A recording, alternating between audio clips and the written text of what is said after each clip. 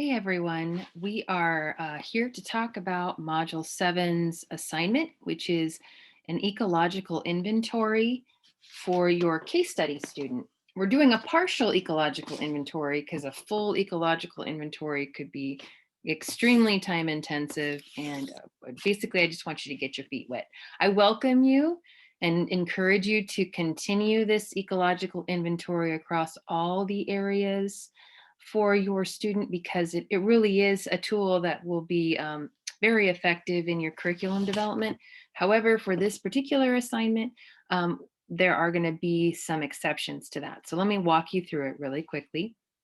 This is the template for your assignment. First of all, go ahead and add your name to the top. You can put it in the header if you want, that would make sense. Secondly, if you are working with a partner on this case study, then the two of you will work on this together, and you divvy up the workload as you see fit.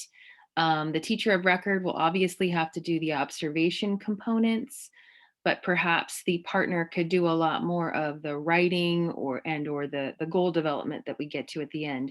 But either way, put both of your names on this, and then as you submit, only one of you needs to submit this assignment to the Dropbox, and I will see that both of your names are on this one, and I will then grade both of you for it, okay? All right, let's get down to it. So an ecological inventory is an important process in your curriculum development because it really looks at uh, all of the environments that your student is working in, and what skills need to be developed for your student to access all those environments.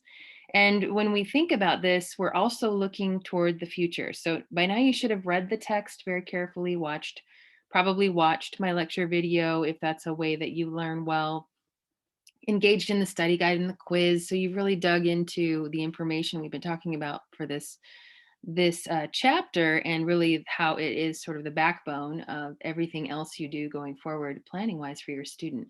This should be part of your IEP development process. Um, Keep in mind, once you do an extensive ecological inventory, each subsequent year would probably not need to be quite so extensive. You would just be making adjustments if there were new environments in which students are going into, or perhaps they have new interests that you want to explore. So ideally, you already know kind of the long-term goals of your student. For example, if you know they want to go to college, or if you know they want to work, and if they have specific areas of work interest, that would be something to explore here. But in this number one section of the ecological inventory, you're going to be looking at environments that the student is currently in, as well as what they are interested in the future. And you're just going to brainstorm all of them here. And you just need to, list them with commas. So in your text,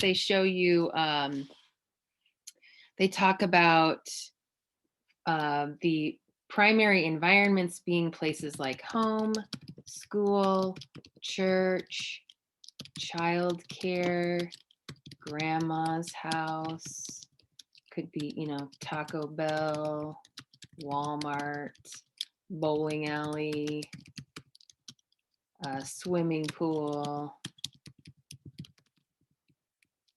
So, because you want to be thinking about, recreation and leisure interests, places in the community that the student wants to be a part of, movies, movie theaters, someday when we're allowed to do all these things again. If there's certain favorite restaurants or things like that, you'd also be thinking about maybe bus transportation, ride sharing. What are some of the different environments that students would currently need to access, as well as in the future with their future goals? So you put all of those in here in this kind of manner, kind of stream of consciousness.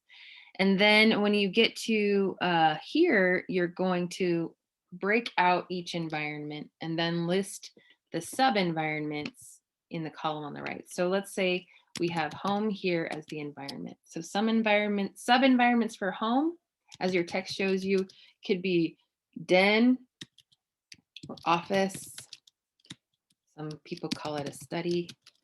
Bathroom, kitchen, living room, bedroom, backyard, front yard, garage. I mean, just list all the places in the home. If it's an apartment, you know what I mean? It's still called a home, but list all, have the, talk with the student. What are the different living spaces in their house? That would be a sub environment for home. And then you come over here and you list what's the next environment. We said school. So then over here, you're going to list what are all the places in school that this student, well, you should list everything in the school. Your primary focus is the places that your student accesses, but ultimately we're thinking of if they had access to everything a typical peer had access to, which they should ultimately, then you would put all of those things in here. But your text lists like special education class, if they go to specific gen ed classes, you would list them. You could say, music class. What are the rest of them? Obviously we need access to the bathroom, the cafeteria. If they're youngsters, the playground. If they're a little bit older, maybe the gym. And anything else you can think of that students would access in the school setting, you would list that here. And then here we have church. So same thing, you would need to talk with either family or the student about where do you go in the church? What are the different rooms, different places within the church?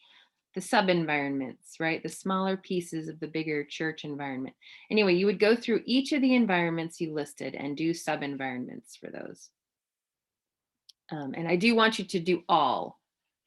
Now and future for that. So that, like I said, that should be pretty much a stream of consciousness. You might have to reach out to the student or parents to get some of these if they have a specific, grandma's house. What would that look like? Others you could do yourself, like go to Taco Bell.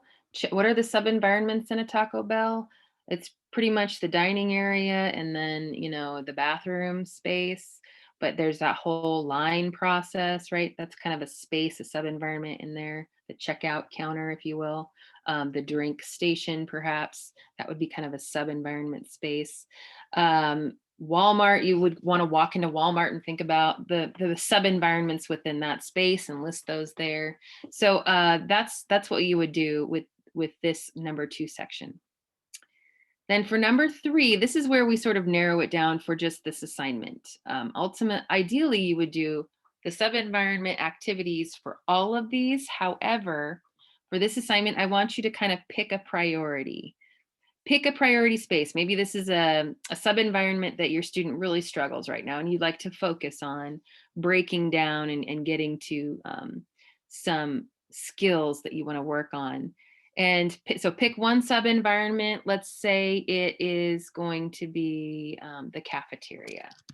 Maybe our student has a lot of trouble accessing the cafeteria independently. So we really want to focus on that particular sub-environment. So in this section 3, then you would list all of the activities in the cafeteria. And again, I encourage you to go sit in your school cafeteria and just watch the students and what they do in there and all the different areas that are involved in that space. What are the different activities students have to do? Go through the food line. And this time, because you're only picking one environment, you can kind of line item instead of do commas here. Pay, maybe carry tray back to seat, eat lunch, talk with peers, clean up. This your text uses self and area. You could break that down even like take tray back. What are the procedures in your school cafeteria? If you're working virtually with students, then you would be thinking, probably focusing on the home space. And here you might want to talk to parents, like, where is your student really struggling right now? If the sub-environment is maybe the virtual classroom, then break down the different activities the student needs to be able to complete to successfully access a virtual classroom. So that could be, getting on the computer, that could be knowing how to navigate all the different tools you're using. It could be a lot of things. List the, kind of the independent work. What are all the activities that your students have to do if they're part of virtual learning, and put all those down there. Again, this is not where we talk about how well a student does in these. We're just breaking down what are all the different activities. Then you're going to copy those activities and you're going to bring them down here into number 4. And then you're going to list the skills that are needed for each one of these activities. So you might need to create a little space and then list the skills to go through the food line over here. So to go through a food line, the student would need to know how to locate and obtain a tray. They would also need to locate and obtain plate and utensils. Maybe. I mean, this obviously depends on how your cafeteria runs. I'm just kind of using what the text shows. They'd have to be able to push through the tray through the line. They would need to be able to communicate which foods they want, right? That's a big part of this. How are they able to let the lunch staff know what they want? Because typically in most school environments, students are not able to do that they're not able to just grab. It's not buffet style. They've got to request it. So go through and list those, and then you break down how they pay for it. What skills do they need to have when they're paying for their lunch? They need to, in a lot of settings, they need to know and communicate student number, ID number, right? Most of the time we run our pay system through that. Right now, I know a lot of schools, maybe they don't have to pay for lunch, but typically when you think of, kind of the normal environment, what do they need to know how to do? That may be the only skill they need there. That may be it, right? Know and communicate student ID number. Then you go back to, okay, carry tray back to seat. What are the skills involved with that? They'd have to have the gross motor skills to carry it back to the seat. They know how to look out. They have to look out for other students. They would need to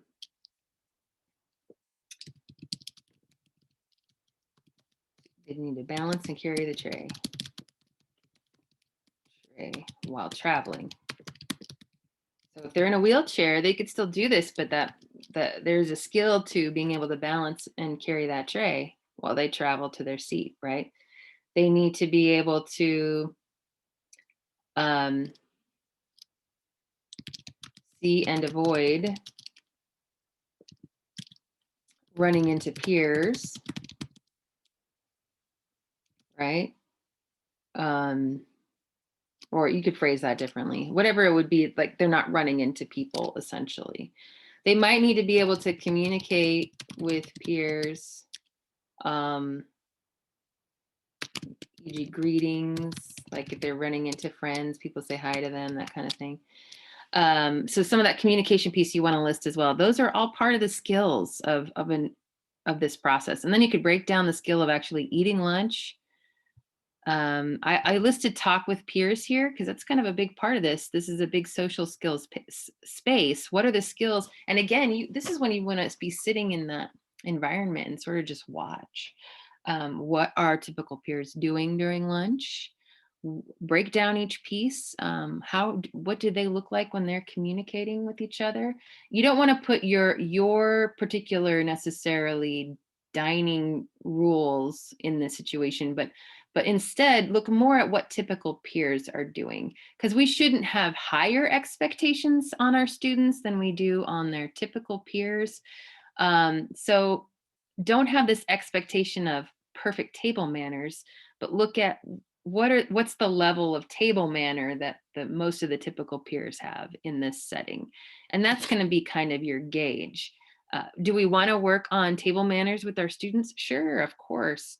But again, we don't want to, just because our students are in special education doesn't mean we have an even higher expectation of what they are to achieve in this setting. We want to look at what's developmentally and age appropriate for our students. Anyway, keep breaking those skills down. Then you're going to come to section 5 here, prompt 5, and you're going to list the domain of the activities that you're looking at here. And you might have a couple of domains. We have some self-help, we have some social skill domain, that kind of thing. And then you just sort of list out essentially what you have up here, but it's really just a way for you to organize it in this space. Okay. So, and you can list if there's multiple activities or skills, you can list it and hit a comma so that you can do all of them in that one line. Okay. All right. Then you're going to take that information and you're going to start talking about your case study student, current levels of competency. You're going to look at their level of functioning and then align that with the breakdown of the 4 different levels of competency that our text talks about, which is acquisition, fluency, maintenance, and generalization. So the first thing you need to do is you come back up here. You can take it from section 5, or you can take it from your table you listed here, right? And you're going to copy those skills. You're going to bring them down here and you're going to break them down like into relevant categories. So if some of these skills are kind of steps, a task analysis of steps, you could kind of lump them together as one skill. But I would keep it pretty broken down. And then give us a baseline performance. So that means you have to watch your student perform that skill and be taking data. So if you have, what I would recommend before you get to that step is copy all of these onto another document, and that's set up like a data collection sheet. You can have, locate and obtain trait. You could have a column on the left-hand side with each of these skills listed in one line, and then a space to the right to either tally or write an observation about it. Student needed, significant prompting, or the student was able to do that independently. You can code it however you want to, but get that information in data form, essentially. Were they able to balance and carry their tray while traveling? And that would be on your left hand column. On the right hand column, you could put like like an I for independent, or you could even break down by prompts. Full physical would be an FP. If someone else has to carry the tray, then you can maybe just write that as a note. But that's, code it as to their level of independence in each of these skill areas, because you're going to share that with me here. And if you create a data collection sheet sort of set up like this, you can, copy and paste it. You're going to obviously need a lot more rows here. Add as many as you need based on, your skill breakdown. That's going to vary depending on your student and what you're looking at. Okay. So that's some of your observation time for this course. Is you're going to be actually getting this baseline performance in this specific sub-environment activities. Okay. Then I want you to pick, based on student baseline performance on that skill, you're going to copy those skills, put it here, and you're going to determine their level of competency in each of those skill areas. So again, are they in the acquisition phase, where they're really at the beginning stages of correctly performing this task with accuracy? This is kind of, like I said, very, very beginning steps. So perhaps they are in need of a lot of prompting and assistance at this point. If so, they'd probably be in that they would be in that acquisition phase. So you would type acquisition here, and then you would write a short-term goal based on the skill and then their level of acquisition.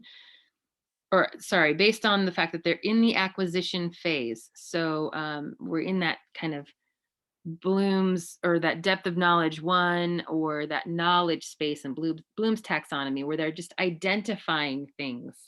And that's how you would write the goal there based on their current baseline performance.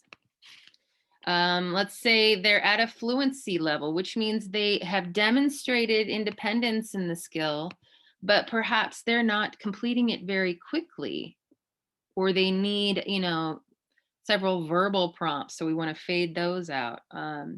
So then we'd be looking at perhaps a fluency level of competency. They're working on speeding up the process. They're relatively independent, but there's definitely some need to speed it up, okay? Or to make it flow more fluidly. And there's a different type of, you would write the goal differently if that's the case, because it might have to do more with time, or using some checklist faster, that kind of thing. And a lot of times in this, you would need to do a lot more drill and practice to get that speed up, okay? Then if they're, if they've gotten the speed down, then we want to look at maintenance. Are they in the maintenance phase? They can perform the skill at an acceptable rate over certain weeks or months without you having to reteach it. That's the goal. So maybe in the fluency phase, you've been spending a lot of time reteaching the skill and going over it. In the maintenance phase, that's when we start fading out that prompting, or our supports, and you maybe turn them over to a picture checklist or some type of video modeling that they can access on their own. But basically, no one's teaching them necessarily the skill anymore. But you're going to continue to take data on it, because you want to make sure that they stay at the level of mastery they need to continue to be successful. So you write a maintenance goal based on that. And then if we see that because the reason you do that is if you see the student start to slip, you're not taking data on them quite so often. Maybe it's just once a week now. But if you start to see their level of fluency fall, then you may have to take them back down to that fluency phase, and or think about what additional supports they might need to be more independent in this and to maintain their knowledge base. All right, and then the last one is generalization. Their level of competency. If they've maintained the behavior in the one environment, then now we want to generalize it to a different space. So that could be they're performing the task at home, they're performing it in the community, and your goal would be based on the student now taking the learned skill out into that other space and performing it there effectively. So that's the ultimate goal. Obviously, we want our students to get these skills at a level that they can generalize and use it in different settings, because they won't always be in school. All right, so that's a lot. But this is a really important step. Again, you're going to probably need to add lines here based on how many skills are needed within whatever environment you're focusing on. I would say if you're working with a partner, this could especially be the space that your partner who is not the teacher of record can really work on, coming up with goals based on the information you provided as a teacher of record for baseline performance and so on. Also, I would recommend just talking through it together as you see, especially in the early phases, you brainstorm different environments and so on. Also, if you come up with community-based environments, the partner who is not a teacher of record could essentially do the observation space in those community environments like Taco Bell or Walmart, and they could fill in the sub-environment pieces based on that, or the activities. So that's just a way you could break it up if you're working together on with someone on your case study student. All right, I hope this helps you all. Remember, this is for module 7. So let me show you the space. The Dropbox is right here. This you'll save this, of course, this template, this Word document. You'll rename it, have your name, show the assignment instructions. I have a rubric here too, as well as listing out what we just talked about. Um, the module number underscore last name. If there's 2 of you, then list both of your last names.